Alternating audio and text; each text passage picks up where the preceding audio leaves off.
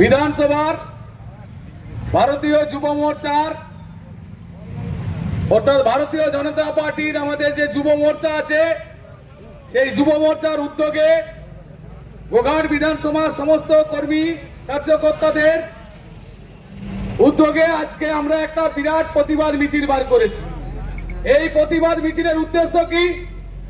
উদ্দেশ্য একটাই, সেই ব্রিটিশ আমল থেকে কংগ্রেস যে বিদেশি শক্তি দাবেদারি করেছে, দেশকে বিদেশের কাছে বিক্রি করে দেওয়ার যে কাজ তারা প্রতিনিয়ত পরাধীন ভারতবর্ষের সময় থেকে চালিয়ে যাচ্ছে, আজও তার ব্যতিক্রম নয়।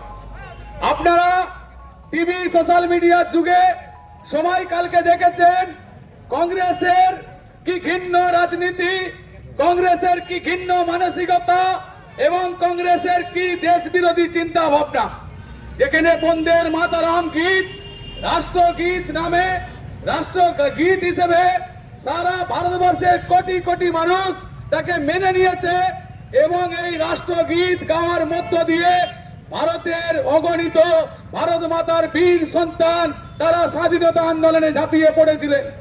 সেই রকম রাষ্ট্রীয় গীতকে কালকে কংগ্রেসের হেডকোয়ার্টারে অর্থাৎ দিল্লিতে কংগ্রেসের প্রধান কার্যালয়ে যখন ভারত মাতার স্বাধীনতা দিবস উদযাপনকে কেন্দ্র করে যখন ন্যাশনাল পতাকা উঠছে, তখন কি করছে কংগ্রেসের সভানেত্রী? কি বাধা দিচ্ছেন যে যখন বন্দের মাতারাম গান বেজে উঠল তখন উনি অস্বস্তি বোধ করলেন এবং মাঝ রাস্তায় বন্দের মাতারাম অর্থাৎ যেটা রাষ্ট্রগীত, যেটা আমাদের প্রতিটি ভারতবর্ষের মানুষের ভারতীয় মানুষের আবেগ, সেই রাষ্ট্রগীতকে অসম্মান করেছেন এবং উনি থামিয়ে দিয়েছেন।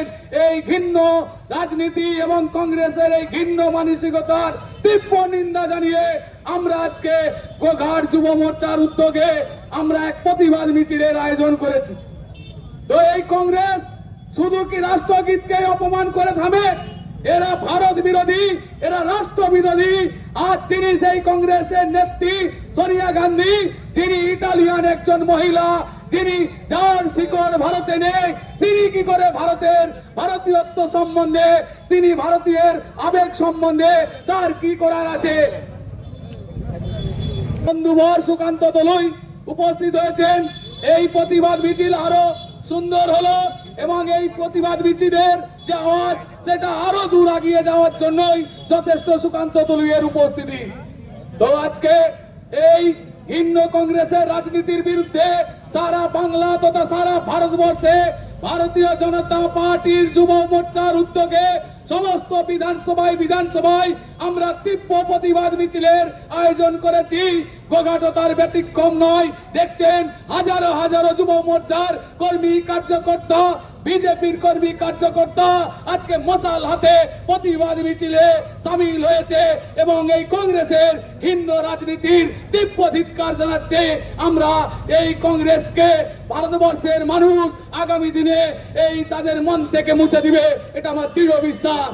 কারণ কংগ্রেস আজকে যেটা শতাব্দী প্রাচীন দল, যে কংগ্রেস এক সময় সমগ্র ভারতবাসী তৈরি করেছিল, সেই কংগ্রেস একটা পরিবর্তনতে পরিণত হয়েছে এবং দিনের পর দিন বিদেশি ইন্ধনে কংগ্রেসকে পরিচালিত করে ভারতকে অস্থির পরিবেশ তৈরি করার চেষ্টা করছে ভারতের বিভিন্ন জায়গায়। সেটা কখনোই সফল হবে না।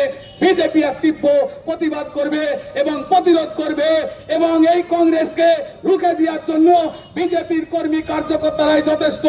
আর সেই কাজটা করতে আমরা 140 কোটি ভারতবাসীকে পাশে পাবো, তথা এই বাংলায় 11 কোটি বাঙালি সমাজকে আমরা পাশে পাবো।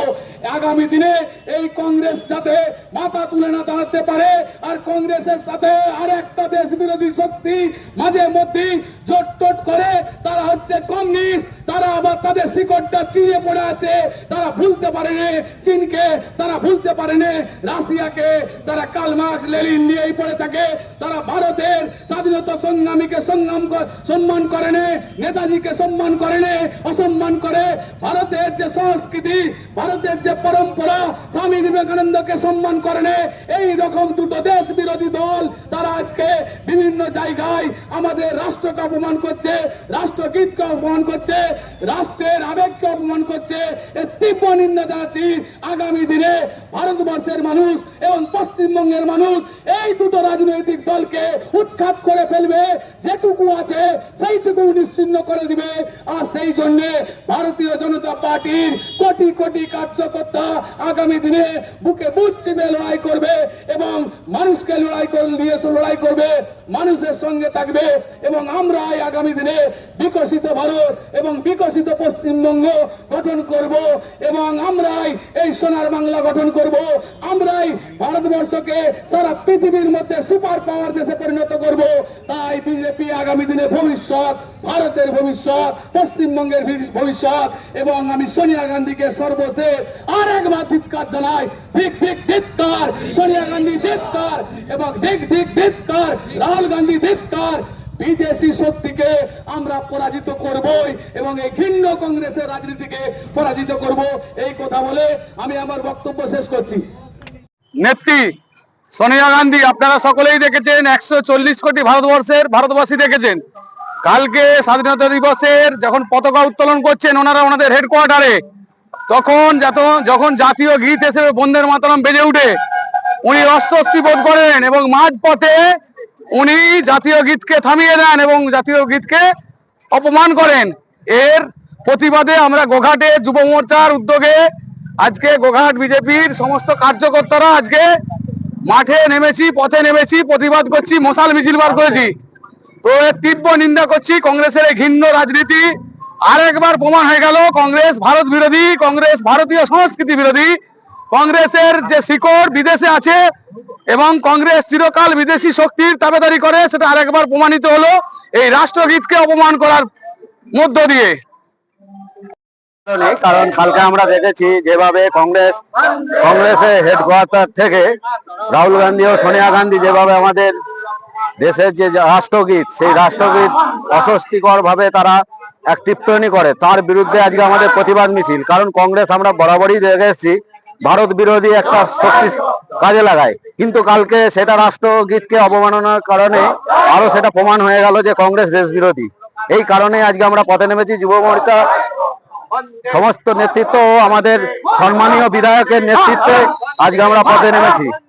কংগ্রেসের এই রকম আচরণকে সাধারণ মানুষ, রাষ্ট্রবাদী মানুষ, চিন্তা ভাবনার মানুষ কখনো মেনে নেবে না। তার বিরুদ্ধে আমাদের প্রতিবাদ। আমার নাম বাপ্পা ভাজা। অত্যাধুনিক সুসজ্জিত লজ সানা লজ আরামবাগের চন্দ্রবান হাই স্কুল ও পুরসুরার দিগুড়িঘাটের মধ্যবর্তী লঘু চকের মনোরম প্রাকৃতিক পরিবেশে গড়ে উঠেছে এই অনন্য ঠিকানা। বিবাহ, অন্নপ্রাশন, এনগেজমেন্ট বা যে কোনো সামাজিক অনুষ্ঠানের জন্য সর্বাধুনিক ব্যবস্থায় প্রস্তুত সানা লজ। রয়েছে পর্যাপ্ত গাড়ি পার্কিং সহ আধুনিক সব পরিষেবা, সবই আপনার সাধ্যের মধ্যে। আজই বুকিং করুন আপনার স্বপ্নের অনুষ্ঠানের জন্য আপনারই পছন্দের ঠিকানায়। সানা লজ, দিগুড়িঘাট ও চন্দ্রবান হাই স্কুলের সন্নিকটে লঘু চকে। যোগাযোগ শাহনওয়াজ মোল্লা।